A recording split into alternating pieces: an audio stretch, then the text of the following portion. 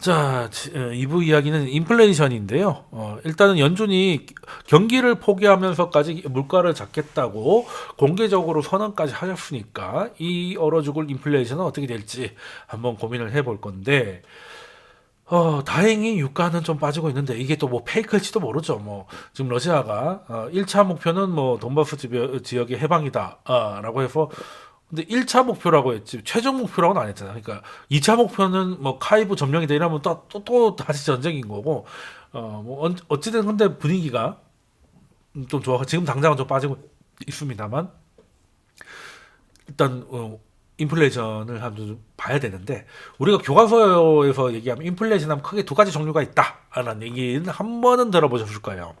일단은 수요 견인, 그러니까 쉽게 말하면 뭐 사겠다는 사람이 많으면 물건은 정해져 있는데 사겠다는 사람이 많으면 당연히 물가가 올라가는 거죠. 이게 수요 견인. 경기가 좋은 겁니다. 경기가 좋은 거고, 그리고 지금 이제 우리가 겪고 있는 뭐 에너지, 그리고 먹을 거 이런 것들은 그리고 자동차 이런 것들은 이제 공급 충격 있다고 하죠. 근데 지금은 이 두 개가 동시에 있습니다. 이 동시에 수요도 견인하는데 뒤에서 공급 충격으로 밀어주고 있어가지고 인플레가 40년 만에 뭐 끝내주게 터지고 있다는 게 지금 현재 상황인데요.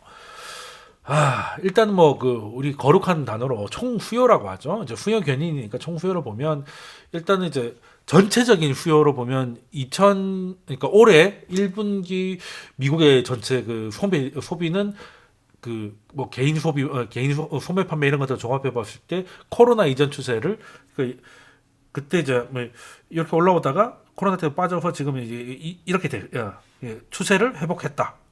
수요는 짱, 음, 수요는 괜춘, 수요 오케이. 지금 뭐 수요가 오케이가 아니라 좀 오바돼서 문제기도 하죠. 어쨌든 그 특히 이제 상품 소비, 그러니까 서비스 이런 거 말고 이제 뭐 물건 사는 거는 이제 이게 이 정도 8% 정도 오버예요. 그러니까 이게 서비스나 이런 것들은 공급 충격이랄 게 별로 없잖아요. 그냥 서비스라는 게 이제 그 안에서 로컬에서 하는 건데, 이제 물건은 저 글로벌리하게 이제 물건들이 돌아야 되는데 뭐 차를 하나 산다거나 뭐 해야 되는데 그것들은 이제 공급 충격으로 문제가 생겼는데 이게 오히려 8% 정도의 추세를 오버슈팅하고 있으니까 수요가 상당히 좀 견인을 좀 하고 있는 상태다. 총 수요는 지금 좀 많은 상태다라는 거고. 그래서 이제 미국 같은 경우는 이제 뭐 잠재 GDP 뭐 이런 거 해가지고 보통 이제 금리가 고금리냐 저금리냐라고 할 때 추세를 이렇게 보거든요. 그러니까 이게 잠재 GDP, 그러니까 이 정도 되면 이 정도 나오는 거. 뭐 그러니까 평균적으로 경제가 좋지도 나쁘지 않으면 1년에 뭐 만들어지는 생산, 그리고 뭐 갖춘 공장들 이런 것들을 계산해 보면 이 정도는 해야 되는 이런 게 잠재 GDP면, 근데 경기라는 게 늘 그런 뭐 좋았다가 나빴다가 반복하잖아요. 이게 오버되면은 이제 GDP를 잠재 GDP를 넘어가면 금리를 높여가지고 요거를 좀 눌러주고, 또 밑으로 내려가면 또 금리를 낮춰가지고 이렇게 올려주는 이 부양을 해서 웬만하면 그 GDP가 잠재 GDP하고 비슷하게 쭉 이렇게 안정적으로 올라가게 하는 게 통화 정책의 목적이에요. 그래서 보통 보면 그 뭐 코로나나 이런 것 때문에 무슨 특별한 일이 생겨가지고 경제가 멈춰버리면 잠재 GDP보다 실제 GDP가 더 떨어지겠죠. 그럼 그 틈이 생길 거 아니야. 낮으니까. 그걸 이제 GDP 갭이라고 그러는데, 그 갭이 지금은 뭐 작년 4분기에 그 붙기 시작하다가 올해 1분기에는 이제 드디어 전환됩니다. 코로나 이후로 마이너스 됐다가 이제 전환이 돼요. 그러니까 GDP 갭상으로 봐도 이제는 금리를 이제 인상 사이클에 좀 들어갈 수 있는 상황이구나, 판단을 좀 할 수 있는 겁니다. 할 수 있는 겁니다. 그 원론적으로 봤을 때도 그냥 그 학교에서 배울 때 그걸 그대로 적용해도 뭐 그런 상황이라는 거죠.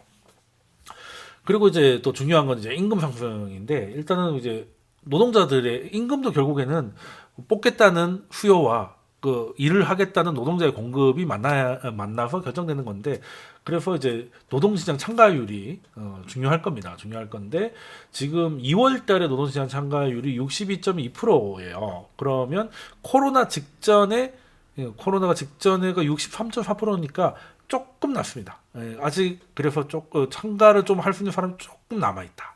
조금 남아 있다 하는 거고. 그리고 이제 가장 지금 사기 힘든 물건 중 하나가 자동차 아니겠습니까, 그죠?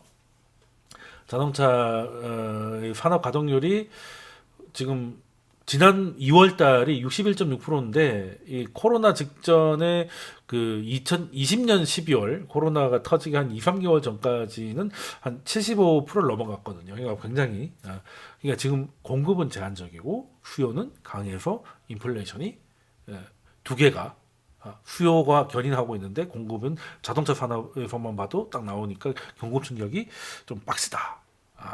그러면 인플레가 장난 아니게 터지는 거 아니냐는 절망적인 생각이 좀 들기도 하는데, 근데 아직까지는 뭐 그렇게까지 겁먹을 건 아닙니다. 이게 2년 그 BEI라고 뭐 몇 번 들어보셔서 기대 인플레이션인데 2년짜리는 한 4% 넘어가 있어요. 그러니까 앞으로 2년 동안은 물가가 계속 평소보다 한 2배 정도, 2배 더 되지. 원래 코로나 이전에는 뭐 1.3, 1.6이었으니까 2배 더 되는데 뭐 2년 이후에 10년 이후는 어떨 것 같냐라고 보면 그 시장에서는 이제 3%를 아직 넘기진 않아요. 3% 근처까지 왔는데 아직 넘기진 않아요. 그러니까 이게 지금이 이대로 계속 가기보다는 지금 약간 공급 충격이 오버가 좀 있다는 게 시장에도 좀 확인되고 있다는 거고, 근데 채권 시장의 생각인 거고, 일반 사람들의 생각을 물어봐도 지금 말고 5년 이후에 물가가 어느 정도 오를 거 아니냐라고 하면 지난달 그러니까 22년 올해 2월의 조사에는 3.1%입니다. 3.1%의 물가가 하이퍼 인플레이션이라고 보기는 어렵지. 그러니까 지금이 조금 이례적으로 좀 지나면 이거보다 나아지겠지만 과거보다는 한 2배 정도는 될 것 같다는 생각을 좀 하고 있는 걸로 보여요. 그래서 이게 왜 중요하냐면 이게 인플레이션이 예상보다 1% 정도 높게 나오는 상황이라면 그 1년 동안에 향후 1년 인플레이션은 0.75 정도의 그 물가 상승을 높이는데 장기적으로는 뭐 0.19% 정도.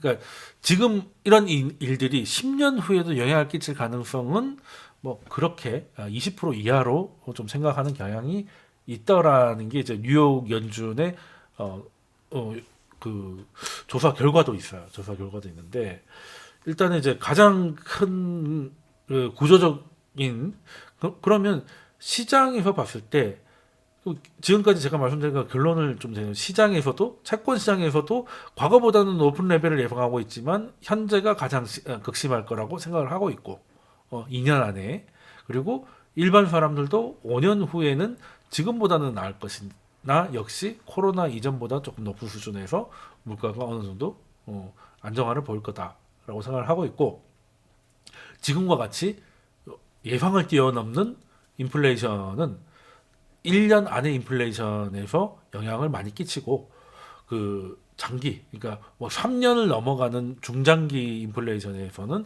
뭐 20% 이하의 영향을 끼치더라라는 겁니다. 그래서 지금은 뭐 시장이든 뭐 서베이에서든 뭐 보면 일단은 지금이 가장 빡시다는 거고, 이런 세상이 계속 이어질지, 그래서 진짜 하이퍼로 갈지는 아직은 그 정도까지 생각하지 않는데, 그러면 어떤 상황이 되면 하이퍼 인플레이션이라고 할 정도의 인플레이션이 나올 것 같냐? 그러려면 일단은 진성의 물가 상승이 오려면 그게 와야 됩니다. 다른 공급 충격으로 오면, 공급이 해결되면, 뭐 예를 들어 유가가 올랐으면 뭐 어디서 증산을 하고, 그리고 뭐 식량이 문제가 되면 다른 데서 경작을 하고 뭐 이렇게 공급으로 해결할 수 있는 건데, 그것도 해결이 안 되는 게 뭐냐면 일단은 장기적으로 물가가 높은 수준에 있다 보면 사람들이 물가가 오른다는 게 거의 상식처럼 받아들여지잖아요. 그러니까 임금이 올라갑니다.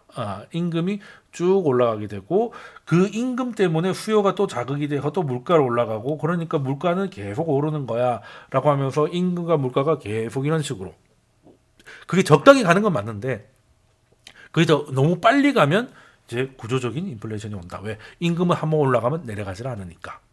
그러면 이럴 때는 어떻게 해결이 됩니까? 임금이 안 내려가니까 임금이 없어지는 거지. 그냥 다 잘리는 거지. 회사가 망해가지고. 그게 대공황이었잖아요.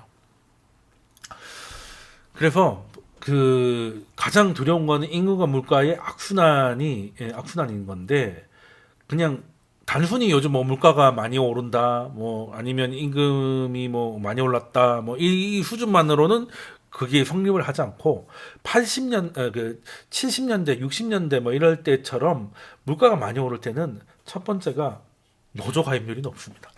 어. 우리 80년대 맨날 이거 했잖아. 노조. 노조가 좀 필요한 것도 분명하지만 경제적으로 좀 너무 가입률이 높으면 그냥 회사는 땅파서 장사하는 줄 아는 노조분들도 많으시잖아요.